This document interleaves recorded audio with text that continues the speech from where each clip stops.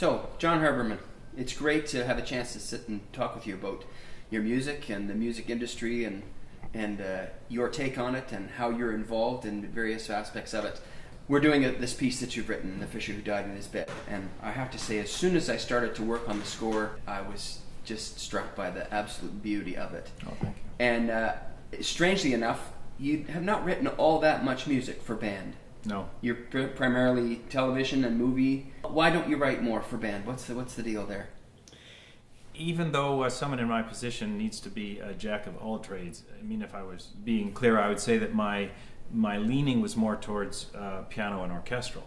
And when I wrote this piece, and the one that came before it, and actually the third one, because there are only three. Only three pieces. I was still very much in the teaching world, and at the time of The Fisher, I was teaching high school still, and I wanted to write something for my students. It's not primarily where I live musically, but certainly enjoy my contact with it. But it's so natural. I mean, the writing that we see that you've done, I mean, it's just so, it fits so beautifully for the colors and things for the band. Have you ever thought of taking some of the music that you've written for screen or TV, have you ever thought of maybe transcribing that for band? I mean, you've got beautiful music that's written. Yeah. Is that... I have two things kind of hold me back. One is the notion of transcription, and especially in going from orchestra to band and dealing with the range of string colors and string capabilities and trying to get those into a wind ensemble. I know there'll be lots of people who yell at me and say, oh, it's easy, you can do it, it's all wonderful, but I prefer to write for the colors in the palette, not to adapt something else. So that's the first problem. The second is more of a practical matter, and that is that in the film and television and recording industry, because I've done some album work as well, although I'm still the author of the music, I actually don't own the copyright. We give up the rights to our music, so it would have to, permission would have to be sought, and sometimes it would be forthcoming and sometimes it wouldn't be. It's not as though there are immense amounts of money to be made, unfortunately, from the creation of wind band music. But primarily it's the notion of transcription that bothers me a bit more. Vaughan Williams, I mean, he wrote the folk song suite for orchestra and for band. He did his own. When I started doing stuff for band and had not scored for band, my schooling was Holston Vaughan Williams. When Verdi wrote an opera, people were singing the tunes in the street within the week, and that was really the what everybody knew and loved. Now it's not like that so much for composers, unless you're doing music for a movie that millions of people are going to go see. I mean, so it's sort of shifted. For the teen generation now, it isn't movies. It's a whole different electronic world. Yeah. But well, video game soundtracks. When we do a thing, video games live, you can't get a ticket. I mean, these kids, they come by the thousands. Yeah. And they holler and they scream, and you start to play 2 bars and they go nuts. They all know it. Yeah. I don't know that I would say that the good composition is taking place in movies and television. There's very interesting stuff. Yeah. It's certainly more reflective of the popular culture in a lot of ways. And again, there's a practical side of it. One can make a living at it. It attracts a lot of people who aren't necessarily schooled, and that is definitely not a value judgment. Yeah. But it means that people with a great deal of musical ability and talent and genius, without any formal schooling, can have expression and make a living doing what they love. It's a way of having what you do heard. Yeah, but it really is. It's subservient, I think. I mean, it really is. It's written to help the movie tell a story. So this kind of music is really to help to tell the story. It is to serve. Music for picture is an art form in itself, and I'm a little worried about the term subservient because it suggests in some way lesser. Right. It's not lesser at all. The art of film music is the same as the art of acting. An actor really doesn't care about the words. It's, you know, that stereotypical, what is my motivation? Yeah, right, well, right. but that's the real thing. If they don't know why they're saying something, if they don't know what is going on internally, they can't deliver that line. So the art of acting, if you just turn off the sound and watch a face, for example, of an actor, is the telling of the unheard. Mm. The role of music in film is to elucidate the unseen and the unheard. Music tells an audience what an actor is thinking. Right. And that's not easy to do. And that's not easy to get right. And it takes a great deal of sensitivity to story and drama and some knowledge of acting in a cursory kind of way to get right. I'll take another example of Ennio Morricone and The Mission. Dreadful movie. Dreadful movie. Brilliant music. Yeah. In my view, technically, a failure as a movie score. Mm. Why? Because when people walk out of that theater, great music. Depressing movie, yeah. Great music. Well, that's not the role of music, to be front and center. How does this affect the development of new, strictly concert music? Once again, I don't know. Perhaps one of the issues is that film music is and needs to be accessible. It needs to be understood, because otherwise it's not fulfilling its role. It can appear repetitive, and that is often called for. It can appear somewhat stereotypical, but it's language. We don't constantly change our spoken vocabulary every day just to be clever and new. Yeah. We have to be understood. My hero in that regard is Aaron Copland, who figured out that you can be brilliant and understandable all at the same time. So, John, there's so much music that's written. I mean, there's hours. You can never hear it all. Do you think that there's really a need for more concert band repertoire? The natural answer is yes. People need to express things in new ways. New people grow up needing to be musicians. They have to have an outlet. The problem is not lack of material, but it's what's out. And I have to make reference to the masses of band music that comes out of the States from the big publishers. Much of it is written with craft because they're good composers, but it's not music of any particular value. You want to drop a few names of composers, or maybe not? No, I don't think I'll do that. So what we don't need is more formulaic, mass-produced stuff. What we do need is quality writing that gives, especially at the educational level, that gives everybody something interesting and decent to play and teaches them something about the beauty of band music and the beauty of making music in an ensemble. So you have to support it. You can't buy it, you can't pay for it, no one can afford to write it. There are certain things that every young band needs to play because the lessons in that music are lessons that everybody needs to learn. Yeah, well, as we said, Holst and Vaughan Williams, exactly. Yeah. If you haven't played that, that's right. You haven't played in a band.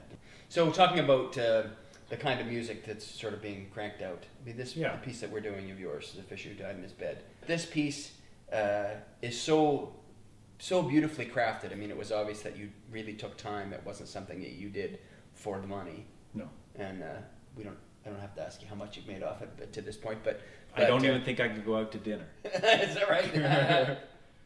Tell us a little bit about the form of it, the variation. It's it's based on a Newfoundland, a fairly obscure Newfoundland folk song ballad by the same name, The Fish Who Died in His Bed. And I heard it. I can still see myself driving in the car west on Eglinton Avenue in Toronto, approaching Avenue Road, and a band who I was ashamedly unaware of, Figgy Duff, from the East Coast, played this song, and it was this wonderful, haunting ballad. So what this is, it's a 4-part piece, variations on this tune. You've borrowed from various, I mean, there's the darkest song, the Holst, sorry, yeah. Well, I'm smiling because you kind of found me out. as I said before, when I set out to write some band music and had never done so, I went to Holston Vaughan Williams to learn how to score for band. Beyond Dargazon originally written for strings, you know, St. Paul's. Very likely, but the setting for band is pretty darn good. Yeah. And, you know, in that third movement, which is what we're talking about, and it starts with a sort of fabricated fiddle tune in a stereotypical traditional East Coast 6/8 kind of feel. I had in my mind this stretto where the tune would be played quite majestically underneath, on top of, I hadn't figured it out yet, this ruddy little thing. And of course, as soon as I did that, the comparison couldn't help but be made with the Holst, because that's conceptually, structurally, that's what it is. When I was conducting in a rehearsal a couple weeks ago, and when I got to that part, and of course that's exactly the same thing that happens in the Dargazon. Yeah, and it's a really useful technique. You know, he wasn't the first to do it, nor obviously was the last. Yeah, Young Person's Guide to the Orchestra saying this. It's a great technique. Yeah. How did you take that melody and use it in a different variation? You know, there are a couple of ways of going about variation. One of them is a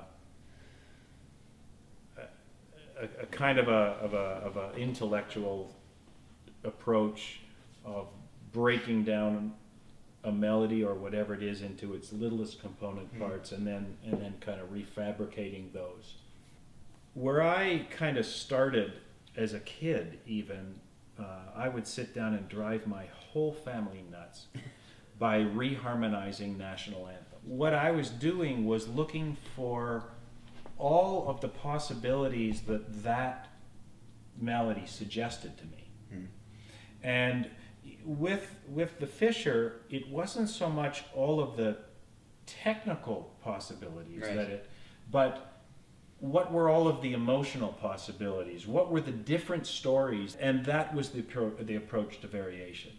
The Figgy Duff thing, this fascinates me. For classical musicians, there's I think a lot of them listen to a lot of different kinds of music and don't tell their colleagues. I'll say it, I have some Vince Gill, who's sort of new country. I have some of that on my iPod. Yeah. I have some jazz music, and I have a lot of folk music. Stan Rogers, Garnet Rogers, Archie Fisher, you know, some great stuff. So for you to admit that you're driving along Eglinton listening to Figgy Duff, this was on CBC radio. CBC. Okay, so you're forgiven. So you can get it. Yeah, CBC. Oh, but I've since made about 3 records of pure Irish Celtic music. So maybe this makes the case for concert music. I mean, if you're so taken by a tune that you hear on the radio by Figgy Duff that it compels you to write something for no money or very little money, hardly enough money to buy you dinner. For all intents and purposes, let's call it no money. No money. So, but it compelled you to express yourself in a way that was strictly non-commercial. It didn't have anything to do with the bottom line. So, I mean, is that what we need? Is that why that kind of thing happens? We need all of it. And where I was going was personal expression is always there. It's you cannot but speak from your own place. If you speak from someone else's place, it never works. But in film music, you're speaking from your own place. You're speaking from your own place with a job to do. With a job. But it still is from your own place. You give 3 film composers the same scene and the same direction. They will tell the same story, but in a totally different way. So if you give something to James Newton Howard and me and John Williams, the same scene, we might all tell the same story and tell the audience the same things that are going on, but we will do it in 3 absolutely different ways. So in the piece, The Fisher Who Died in His Bed, you've obviously borrowed from some of your favorite composers. I know there's the obvious comparison with the Dargazon from the Holst. This 6/8 thing with the melody that comes back just underneath it. I mean, that was intentional. That was what when I was conceiving of what I wanted to do with this tune, I knew that I wanted to do something like that, and where better to go for the instruction manual and how to structure that, but to Holst. And the comparison, although it makes me smile, you can't help but make it. I'd like to think that he wasn't the first, nor would he be the last to use that technique, and so I didn't feel bad in borrowing the structure, borrowing the technique. How do you conceive when you write? I would consider myself more of an orchestral thinker than a wind ensemble thinker, and my approach to the band is orchestral, in the sense that colors are more pure.